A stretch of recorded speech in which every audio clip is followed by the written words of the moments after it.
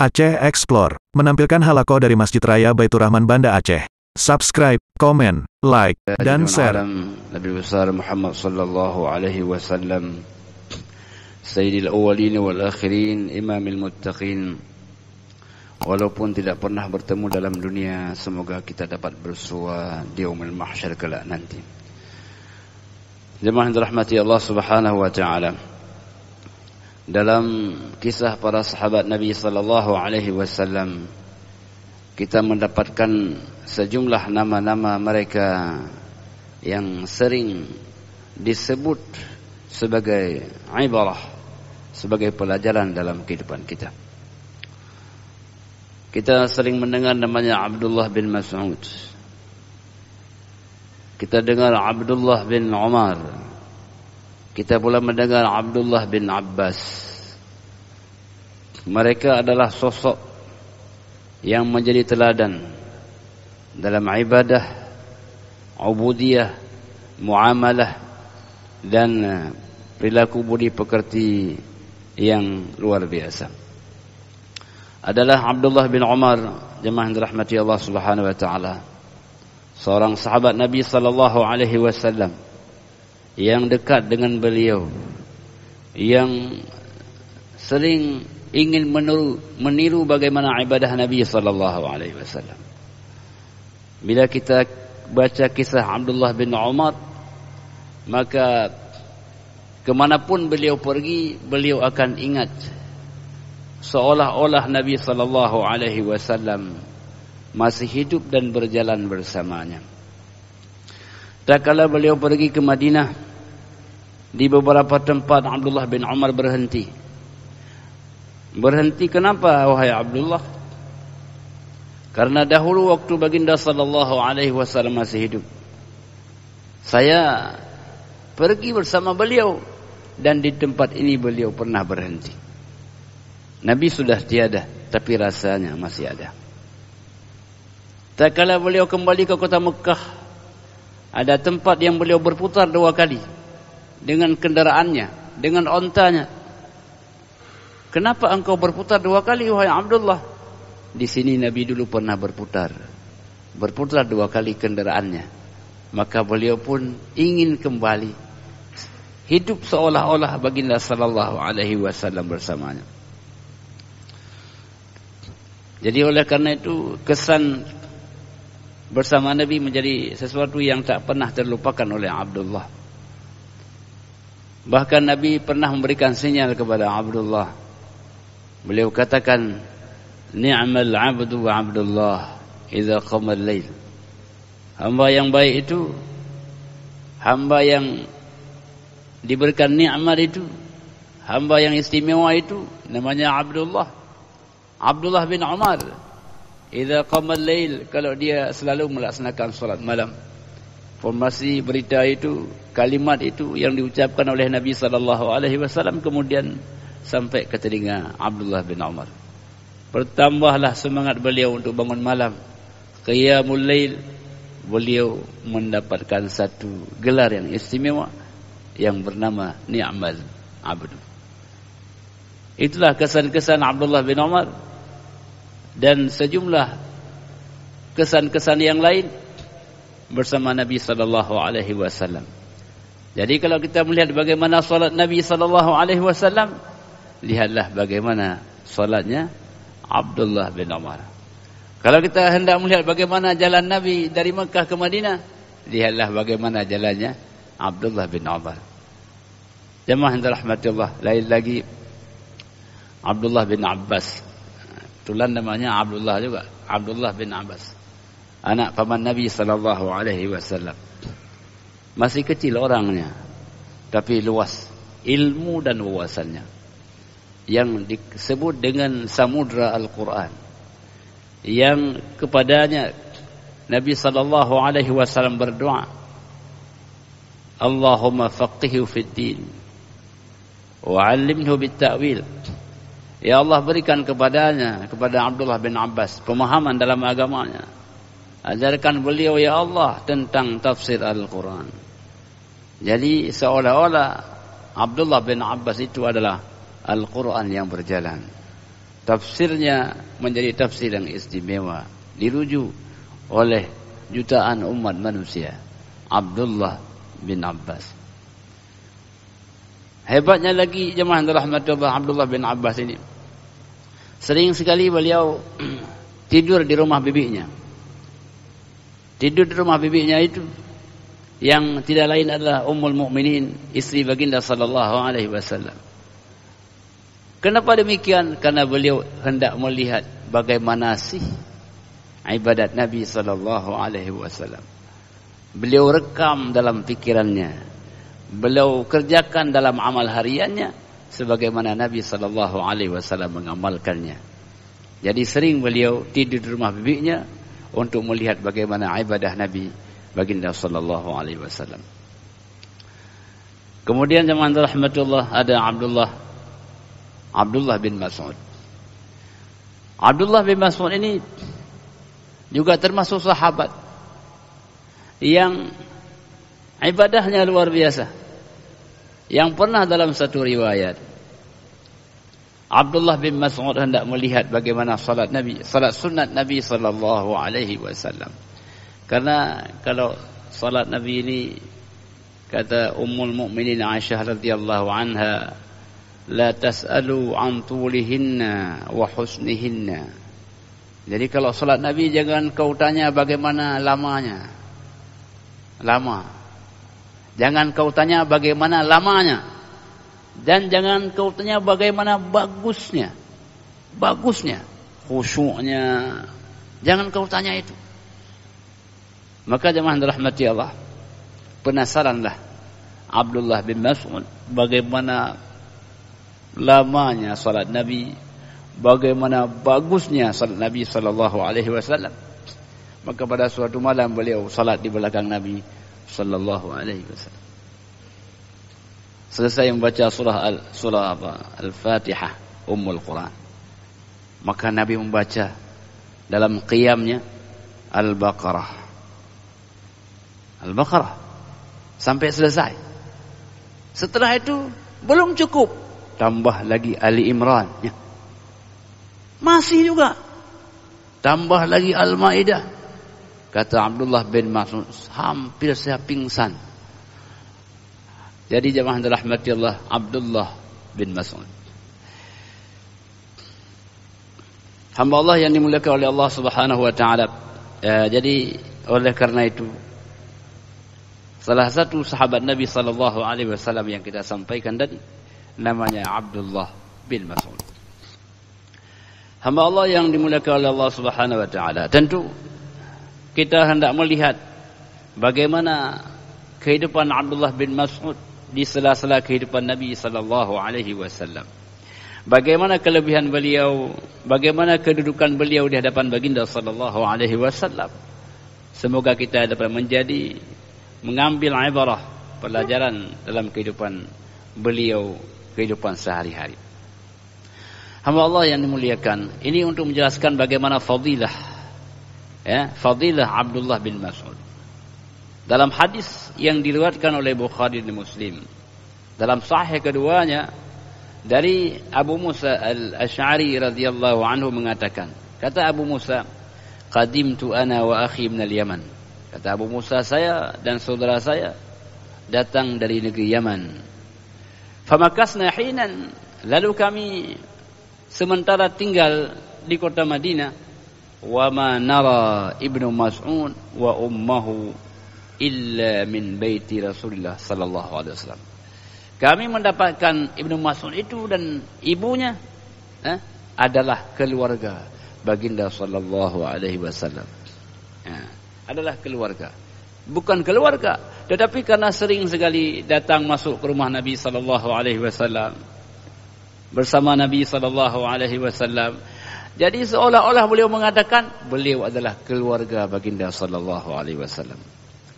Jemaah yang dirahmati Allah Subhanahu wa taala. Maka memang orang yang belajar, orang yang berilmu, orang yang ingin mendalami ilmunya harus sering bersama orang yang punya ilmu.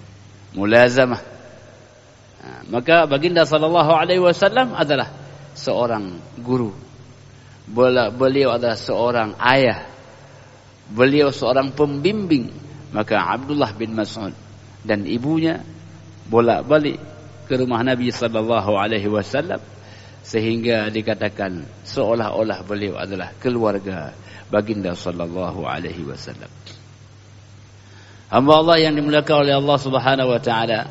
Jadi oleh karena itu, dalam kehidupan kita sebagai seorang hamba Allah, ya, hendaklah kita dekat dengan mereka yang punya ilmu. Karena orang yang punya ilmu itu, dia dapat memberikan teladan dalam ucapannya, teladan dalam perilakunya, dan teladan dalam ibadahnya. Hamba Allah yang dimuliakan oleh Allah Subhanahu wa taala. Lalu yang kedua, kalau kita melihat bagaimana sih pribadi tingkah laku Abdullah bin Mas'ud, bagaimana ucapan dan keseharian beliau, jemaah dirahmati Allah Subhanahu wa taala, dalam hadis Bukhari, dalam sahihnya, dari hadis Abdurrahman bin Zaid radhiyallahu anhu, beliau mengatakan, sa'alna Huzaifah an rajulin qarib as-sumti wal hadi minan Nabi sallallahu alaihi wasallam. Kami bertanya kepada Huzaifah, siapa sih orang yang sangat mirip tingkah lakunya, yang sangat dekat bimbingannya dengan baginda sallallahu alaihi wasallam, hatta na'khudha anhu, sehingga kami dapat mengambil pelajaran daripadanya. Maka kata Huzaifah, ma a'rifu ahadan aqraba sumtan wa hadiyan wa dhallan bin Nabi sallallahu alaihi wasallam min ibni ummi Abid. Tidak ada orang yang saya tahu yang tingkah lakunya, yang mendapatkan bimbingannya, yang tawadhu'nya sangat mirip dengan Nabi sallallahu alaihi wasallam melebihi Abdullah bin Mas'ud. Jadi jemaah dirahmati Allah Subhanahu wa taala, Abdullah bin Mas'ud, ya, tingkah lakunya, perilakunya sangat mirip dengan baginda sallallahu alaihi wasallam. Jemaah dirahmati Allah Subhanahu wa taala. Memang para sahabat ini ketika mereka melihat Nabi sallallahu alaihi wasallam, yang pertama suatu kerinduan. Tidak ada satupun sahabat kecuali mereka merindukan baginda sallallahu alaihi wasallam. Walau hanya melihat wajahnya sudah cukup melepaskan kerinduan itu. Karena jamaah yang dirahmati Allah Subhanahu wa taala, ketika mereka melihat wajah Nabi sallallahu alaihi wasallam, menghadirkan satu kegembiraan yang tidak bisa mereka gambarkan. Sehingga ada sahabat datang melihat wajah Nabi pergi, kemudian esoknya datang mengintip wajah Nabi pergi. Lalu Nabi bertanya, ini kan engkau melihat mengintip saya ni, kenapa? Maka dia mengatakan, ya Rasul, rasa-rasanya belum bahagia hari ini sebelum kami melihat wajahmu ya Rasul. Jadi jemaah dirahmati Allah Subhanahu wa taala, apabila mereka sudah melihat baginda sallallahu alaihi wasallam, seolah-olah mereka sudah mendapatkan sejuta kebahagiaan. Hamba Allah yang dimuliakan oleh Allah Subhanahu wa taala, maka betapa penting kita sebagai hamba Allah, hadirkanlah kesan kepada orang lain. Kalau bertemu dengan orang lain, berikan kesan yang baik. Nabi mengatakan, wala tahtaqir minal ma'rufi syai'an walau an talqa akhaka biwajhin talqin. Jangan engkau remehkan suatu kebaikan itu, walaupun bertemu dengan saudaramu dengan wajah yang senyum. Jadi wajah kita ini menghadirkan kebahagiaan orang lain. Wajah kita ini sebagai simbol ketenangan, simbol kebahagiaan. Maka hadirkanlah wajah yang berseri bila kita bertemu dengan orang lain. Maka baginda sallallahu alaihi wasallam kalau bertemu dengan sahabat-sahabatnya, nampak rasa kebahagiaan itu, memancarkan ketenangan itu kepada sahabat-sahabatnya. Jadi itulah yang kesan luar biasa yang diperoleh oleh para sahabat Nabi sallallahu alaihi wasallam. Hamba Allah yang dimuliakan oleh Allah Subhanahu wa taala. Jadi ini Abdullah bin Mas'ud radhiyallahu anhu. Apalagi kehebatan Abdullah bin Mas'ud, jemaah dirahmati Allah Subhanahu wa taala. Ya. Jadi apabila kita melihat siapa orang yang alim, orang yang memahami Al-Quranul Karim, karena Al-Quran adalah kitab yang mulia. Allah turunkan pada bulan yang mulia, yaitu bulan Ramadan. Allah turunkan pada malam yang mulia, yaitu malam Lailatul Qadar. Dan Allah turunkan kepada hamba yang mulia, yaitu baginda sallallahu alaihi wasallam. Dan jemaah dirahmati Allah Subhanahu wa taala, siapa orang yang Nabi perintahkan untuk merujuk kepadanya dalam belajar Al-Quran, maka kita lihat dalam sebuah hadis Nabi sallallahu alaihi wasallam, hadis Abdullah bin Umar bin Al-As radhiyallahu anhu, anna an-nabiy sallallahu alaihi wasallam qala khudhu al-Qur'ana min arba'ah. Ambillah Al-Quran, belajarlah Al-Quran pada 4 orang. Siapa mereka itu? Yang pertama min ibni ummi abid, ya, yaitu Abdullah bin Mas'ud. Yang kedua wa Muaz bin Jabal. Muaz bin Jabal. Yang ketiga adalah wa Ubay bin Ka'ab. Yang keempat adalah wa Salim maula Abi Huzaifah. Nabi sallallahu alaihi wasallam menyebut Abdullah bin Mas'ud pada urutan yang pertama. Kalau Anda hendak belajar Al-Quran, memahami Al-Quran, mendengar bacaan Al-Quran, maka rujuklah kepada Abdullah bin Mas'ud. Jadi jemaah dirahmati Allah, Abdullah bin Mas'ud punya keistimewaan dalam membaca Al-Quran, dalam memahami Al-Quran. Lalu Muaz bin Jabal, orang yang ahli memahami hukum-hukum, orang yang Nabi utus ke Al-Yaman untuk menyampaikan dakwahnya. Kemudian Ubay bin Ka'ab. Ubay jemaah dirahmati Allah Subhanahu wa taala, sosok yang Nabi sallallahu alaihi wasallam mengatakan, wahai Ubay, Allah menyampaikan salam untukmu. Allah zat yang menciptakan kita semua. Wahai Ubay, Allah menyampaikan salam untukmu. Fadilah Al-Quran. Menghantarkan Ubay, orang yang diberikan salam oleh Allah Subhanahu wa ta'ala. Maka Ubay mengatakan, ya Rasul, apakah Allah menyebut nama saya? Apakah Allah menyebut nama saya? Nabi mengatakan, iya. Oh, bahagianya. Bagaimana tidak bahagia? Allah, pencipta alam segala isinya, menyebut namanya. Menangis Ubay, meneteskan air mata, keharuannya, kebahagiaannya, karena Allah zat yang mencipta mengirimkan salam untuknya. Nah, jadi jemaah dirahmati Allah, ya, termasuklah Ubay orang yang indah membaca Al-Quran, ya, di samping Abu Musa Al-Asy'ari. Jadi orang yang indah membaca Al-Quran satu fadilah, satu kelebihan. Maka oleh karena itu jemaah dirahmati Allah, baginda sallallahu alaihi wasallam bersabda, laisa minna man lam yataghanna bil Quran. Bukanlah termasuk golongan kami orang yang tidak taghanna. Apa makna taghanna ini? Ada 2 makna. Makna yang pertama, orang yang indah bacaan Al-Qur'annya. Kalau dia baca Al-Qur'annya tersentuh hati kita, meneteskan air mata kita, yataghanna. Yang kedua makna yataghanna, orang yang merasa cukup dengan Al-Quran. Jadi kalau dia sudah memiliki Al-Quran, bacaannya, hafalannya, dia sudah merasa sebagai orang yang Allah berikan kekayaan kepadanya. Walau tidak kaya hartanya, cukuplah kaya jiwanya, dan itu yang menghantarkannya pada suatu kebahagiaan. Jadi jemaah dirahmati Allah Subhanahu wa taala, ini Ubay bin Ka'ab. Ya. Kemudian ada satu lagi nama Salim, budak Abi Huzaifah.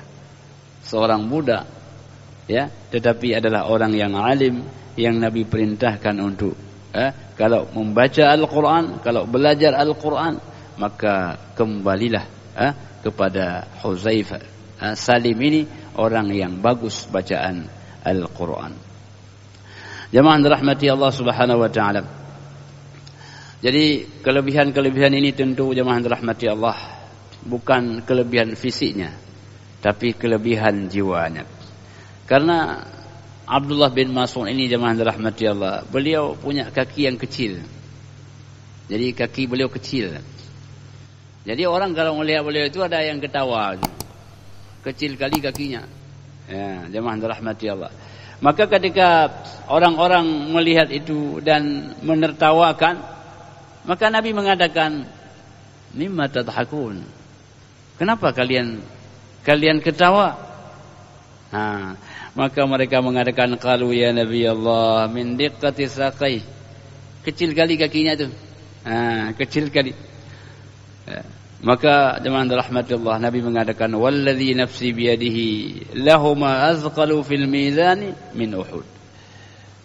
Demi jiwaku di tangannya, sungguh dua kaki itu lebih berat di timbangan Allah Subhanahu wa taala ketimbang gunung Uhud. Jadi maknanya jemaah rahmati Allah, Allah tidak melihat. Innallaha la yanzuru ila suwarikum wala ila amwalikum walakin yanzuru ila qulubikum wa amalikum. Allah tak melihat pada badan kita, tak pula pada harta kita, tapi yang Allah lihat adalah pada hati dan amal kita. Jadi hamba Allah yang dimuliakan, jadi Abdullah bin Mas'ud ini orang yang istimewa, yang Nabi SAW mengatakan kakinya saja itu lebih berat daripada gunung Uhud. Begitulah fadilah yang disampaikan oleh baginda sallallahu alaihi wasallam. Hamba Allah yang dimuliakan oleh Allah Subhanahu wa taala, Abdullah bin Mas'ud, kalau beliau berdoa, maka doanya mustajabah. Kalau beliau bermohon kepada Allah, Allah mengijabahkan doanya. Hamba Allah yang dimuliakan, tentu kita ingin kalau doa kita diijabah oleh Allah Subhanahu wa taala. Pada sebuah riwayat adalah Abdullah bin Mas'ud sedang berdoa kepada Allah. Karena orang yang paling baik, orang yang tak lupa berdoa. Ad-du'a'u huwal ibadah. Doa itu adalah ibadah. Masuk masjid kita berdoa, keluar masjid kita berdoa. Masuk kita ke toilet berdoa, keluar toilet kita berdoa. Kita makan berdoa, selesai makan berdoa. Doa dalam semua aktivitas kehidupan kita, karena doa itu mengikat kita dengan Allah Subhanahu wa taala. Jadi orang yang tidak berdoa, Allah tidak senang padanya. Man lam yad'allaha yaghdab alaih. Orang yang tidak memohon kepada Allah, Allah murka kepadanya. Jadi oleh karena itu janganlah lupa untuk berdoa. Jadi ternyata Abdullah bin Mas'ud ini orang yang sering berdoa kepada Allah Subhanahu wa taala. Maka ketika beliau sedang berdoa, jemaah rahmati Allah, fadakhala an-nabiy sallallahu alaihi wasallam wa huwa yad'u. Jadi Nabi masuk melihat Abdullah sedang berdoa, maka Nabi mengatakan, sal tu'ti. Hendaklah engkau mohon, maka Allah pasti akan memberikan apa yang engkau minta. Jadi jemaah rahmati Allah Subhanahu wa taala, doa itu merupakan satu kelebihan. Setelah kita berusaha, maka kita selalu mengawali dengan doa dan juga mengakhiri dengan doa. Adalah Nabi Ibrahim alaihissalam bersama Nabi Ismail alaihissalam. Selesai mereka meninggikan Ka'bah, mereka tidak lupa berdoa, Rabbana taqabbal minna innaka antas sami'ul alim.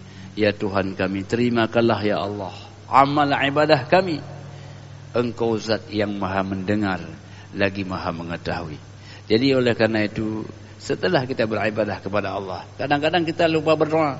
Sudah ibadah, ya, tapi ibadah itu kan boleh diterima, boleh ditolak oleh Allah Subhanahu wa taala. Maka setelah kita beribadah, jangan lupa kita berdoa, Rabbana taqabbal minna innaka antas sami'ul alim. Hamba Allah yang dimuliakan oleh Allah Subhanahu wa taala, adapun doanya jemaah rahmati Allah, Allahumma inni as'aluka imanan la yartad wa na'iman la yanfaz wa murafaqatan nabi sallallahu alaihi wasallam fi a'la ghurafil jannah jannatil khuld.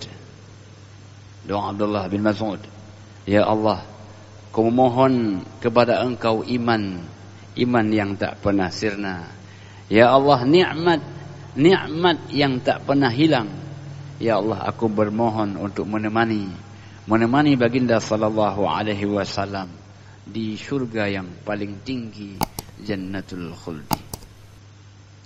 Nah, jadi jemaah dirahmati Allah Subhanahu wa taala, doa Abdullah bin Abbas, Abdullah bin Mas'ud kepada Allah Subhanahu wa taala yang Nabi mengatakan, doalah, Allah akan menerimanya. Jadi hamba Allah yang dimuliakan oleh Allah Subhanahu wa taala, maka oleh karena itu apabila kita ikuti jejak Abdullah bin Mas'ud, sosok yang tak pernah untuk berdoa kepada Allah Subhanahu wa taala. Karena kita sebagai manusia ini penuh dengan kelemahan-kelemahan. Wa khuliqal insanu dha'ifa. Kelemahan-kelemahan kita ini apabila kita awali dengan doa, maka Allah berikan kemampuan. Jadi oleh karena itu jemaah rahmati Allah Subhanahu wa taala, apabila dalam hidup kita baringi doa yang pertama, usaha yang kedua, tawakal yang ketiga, insyaallah kita akan sampai kepada pulau yang kita harapkan. Doa. Awali perbuatan dengan doa, akhiri dengan doa. Maka Allah Subhanahu wa taala memastikan, wa idza sa'alaka 'ibadi 'anni fa inni qarib. Bila hambaku bertanya tentangku, maka katakanlah aku dekat istijabah. Apa yang mereka harapkan, dekat dengan ijabahnya. Kemudian kita berusaha ikhtiar, wa illil insani illa ma sa'a. Tidaklah ada bagi manusia kecuali apa yang dia usahakan. Berusahalah, karena usaha adalah akhdul asbab, mengambil sebab. Sedikit yang kita cari, banyak yang Allah beri. Sedikit yang kita cari, banyak yang Allah beri, karena Allah pasti memberi lebih dari apa yang kita cari. Itulah murahnya anugerah Allah Subhanahu wa taala. Jadi kadang-kadang kita mengatakan, banyak sekali dapat. Cari ikan 2, dapat 1 kantong besar. Apa namanya ini? Ini anugerah Allah. Allah sangat sayang kepada hambanya. Maka ambillah sebab. Kalau kita sakit, berobatlah. Allah akan lebih. Bukan hanya kesehatan jasmani, Allah akan berikan kesehatan rohani. Jadi apa yang kita beri, apa yang Allah beri, melebihi apa yang kita cari. Itulah rahmat Allah Subhanahu wa taala. Kemudian yang ketiga kita bertawakal kepada Allah. Apapun yang setelah kita cari, apapun hasilnya yang kita dapat, kita menyandarkan kepada Allah. Ya Allah, aku ridha apa yang telah Kau berikan. Itulah yang terbaik yang Engkau berikan kepada kami. Jadi jemaah dirahmati Allah Subhanahu wa taala, tawakal ini dia dekat juga dengan orang yang berbaik sangka kepada Allah. Tidak pernah berburuk sangka kepada Allah Subhanahu wa taala. Bila kita baca kisah orang yang melihat bagaimana Allah menciptakan berbagai macam makhluknya. Kisah ini memberikan ilustrasi. Ada suatu hari orang berdiri di bawah pohon asam. Pohon asam kan besar pohonnya, kecil buahnya begitu. Jatuhlah pohon itu. Buahnya jatuh. Dia bilang, ya Allah, pohonnya besar, buahnya kecil. Kemudian jemaah rahmati Allah, dia lihat buah labu itu. Buah labu, pohonnya kecil, buahnya besar. Allah hendak adilnya macam mana? Pohonnya kecil, buahnya besar.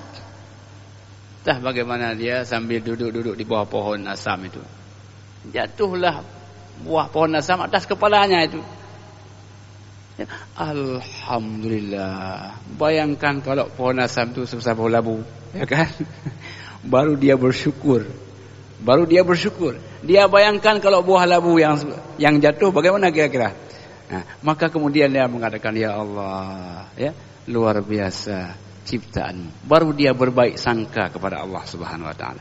Maka oleh karena itu dalam hidup kita mestilah berbaik sangka kepada Allah. Nah, dengan nikmat yang kita miliki, apapun yang kita punya, andai kata Allah beri lebih dari itu, mungkin tidak sanggup untuk kita bawa. Jadi Allah tahu apa yang kita butuh. Allah tahu apa yang kita butuh. Allah memberikan kita sesuai dengan kebutuhan, bukan sesuai dengan keinginan kita. Hamba Allah yang dimuliakan oleh Allah Subhanahu wa taala. Maka oleh karena itu kita hendaklah mengambil hikmah dalam kehidupan kita sebagaimana sahabat-sahabat Nabi, dan termasuklah dalamnya adalah Abdullah bin Mas'ud.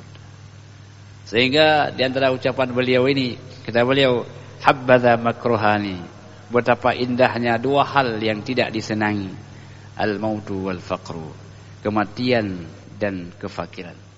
Walau demikian, in kana al-faqru inna fi sabar. Padahal dalam kefakiran ini ada juga kebaikannya. Apa? Dalam kefakiran ada kesabaran. Jadi orang yang kaya itu orang yang dalam hatinya ada kesabaran. Dengan kesabaran akan hadir kesyukuran. Wa in kana al-ghina inna fihi lal-'atfu. Sungguh kalau kekayaan itu seharusnya menghadirkan kelembutan. Jadi kalau miskin menghadirkan kesabaran, kalau kaya menghadirkan kelembutan. Kalau miskin dia bersabar, kalau kaya dia lembut sayang kepada orang lain. Jadi hamba Allah yang dimuliakan oleh Allah Subhanahu wa taala, maka sebagai penutup jemaah yang dirahmati Allah Subhanahu wa taala, ada satu hadis Nabi sallallahu alaihi wasallam, ajaban li amril mu'min, sangatlah mengagumkan perkara orang beriman itu. In asabathu sarra fasyakara fakana khairan lahu. Kalau dia dapat bahagia, dia menjadi orang yang banyak harta, dia menjadi orang yang bersyukur kepada Allah Subhanahu wa taala, itu adalah sebuah kebaikan. Wa in asabahu dharra, kalau dia berada dalam kesusahan, sedikit hartanya, kurang materialnya, fasabara, dia bersabar, fakana khairan lahu, itu juga sebuah kebaikan. Apapun dalam hidup kita itu adalah kebaikan. Kalau kita banyak harta, sebuah kebaikan. Kebaikan orang kaya yang Nabi mengatakan zahaba ahlud dusur bil ujur, pergilah orang kaya dengan segudang pahalanya. Kalau jadi orang miskin itu juga sebuah kebaikan, ya, sebuah kebaikan. Nah, jadi oleh karena itu jemaah rahmati Allah, persoalannya bukan nikmat yang menjadi persoalan dalam kehidupan kita, tapi bagaimana kita menghadapi nikmat itu. Nikmat yang sama, tapi kita akan memiliki sikap yang berbeda. Ada orang ada mobil walaupun ala kadarnya, oh senangnya, enaknya loh. Ada juga mobilnya indah tapi anak mengapa kontrolin, enggak enak ini. Ya, kamu gitu. Jadi kendaraan yang sama tapi rasanya beda-beda. Makanan boleh sama tapi rasa syukurnya pasti berbeda. Maka jemaah rahmatillah, ada orang yang dalam keluarga hidup bahagia dengan segala kesederhanaan, sangat luar biasa. Bahkan Nabi SAW mengatakan, baiti jannati, rumahku adalah syurga bagiku. Nabi orang yang sangat sederhana hidupnya, ya, dalam keadaan miskin, tapi beliau mengatakan rumahku adalah syurga bagiku. Tapi ada juga orang yang rumahnya serba ada, semua ada, ya, kulkas ada, semua ada, tapi tidak pernah merasakan kebahagiaan itu. Jadi nikmat yang sama rasanya beda-beda.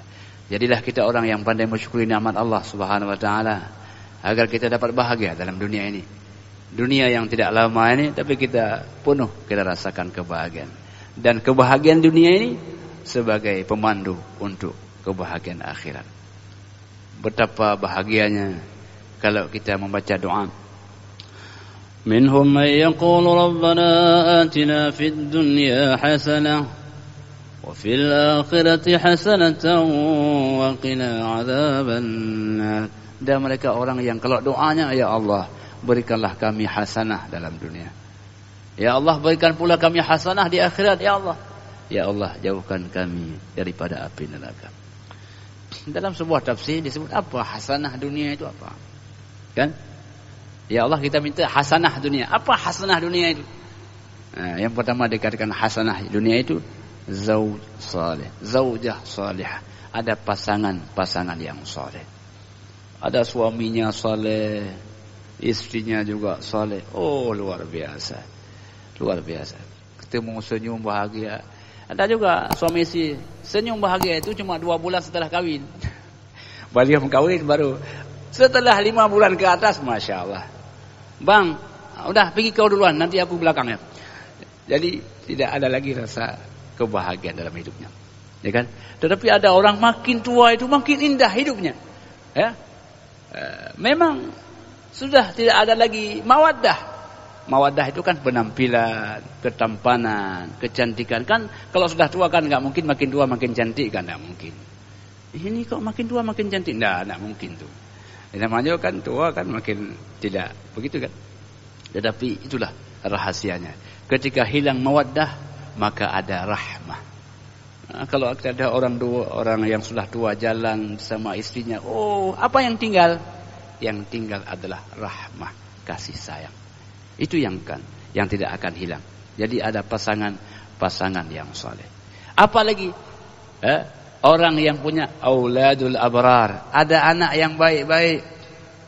Wah, anaknya baik-baik, ibadahnya baik, ketemu orangnya sopan. Oh, bahagia luar biasa. Bahagia apa? Kita punya hasanah. Yang kedua, ada anak-anak yang baik.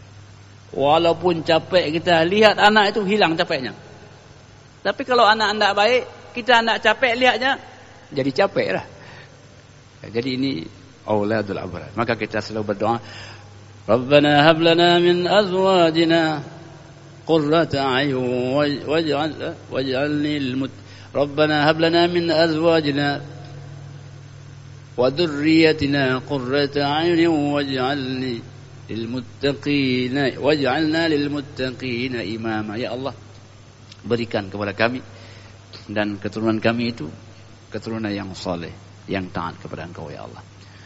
Nah, jadi jemaah rahmati Allah, ini yang kedua, auladul amrar.